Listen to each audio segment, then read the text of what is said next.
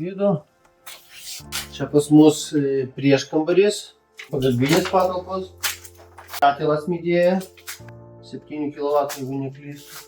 Rekuperacijos visas mazgas, raporas. Čia bus pas mus vandens filtrai stovės, skalbykla, džiovykla. Čia dar planuoju gyvatuką kažkokį pasikabinti. Ir garažiukas toks, 25 kvadratai, elektros skydelis va įrengtas, šildomas grindys pas mus. Lubų pas mus apšvietimas traikinis. Čia yra davikliai įrengti, vietom veiks kaip įeini į namą automatiškai užsidegs. O vonios kambariuose dar padarytas ir elektrinis šildymas. Čia bus pas mus spintelė dar 2 rozetės. Visi maišytuvai yra patinkiniai, grochė, sensoriniai. 2 vaikų kambariai. Kambariai po 13 kvadratų.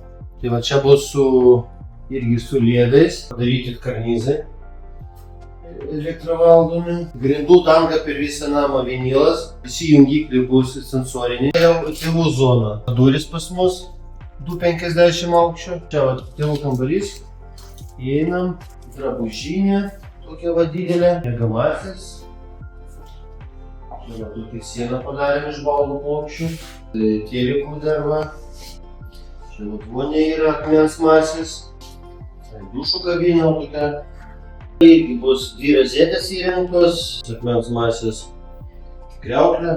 Prie virtuvės tokia pagalbinė patalpa. Mūsų vandens kolektorius įrengiam šitoj vietoj. Signalizacijos visos. Svetainė pas mus yra 62 kvadratai. Čia bus stiklas toks tonuotas. Liedai įrengti gražus. Virtuvė yra su MDF plokštinis su frezuotais fasadais. Čia kažkur apie 3 spalvas mes pasirinkom, kad labai mirga marga nebūtų. Salą padarė. Čia bus rozetės jungikliai. Telefoną padės ir krausis. Kaitlentė įmontuojamų gartraukų. Blum sistemos. Lanko plautuvė su įmontuojamu dozatorium. Valgomasis stalas. Iš akanto nupirkti pas mus visi šviestuvai. Čia virš stalo tokie kaba. Ten kabės virš baro tokie 3 pakabinami šviestuvai. Kėdės pas mus 360 laipsnių sukamos. Čia yra poilsio zona bus. Didelė sofa, staliukas mažas.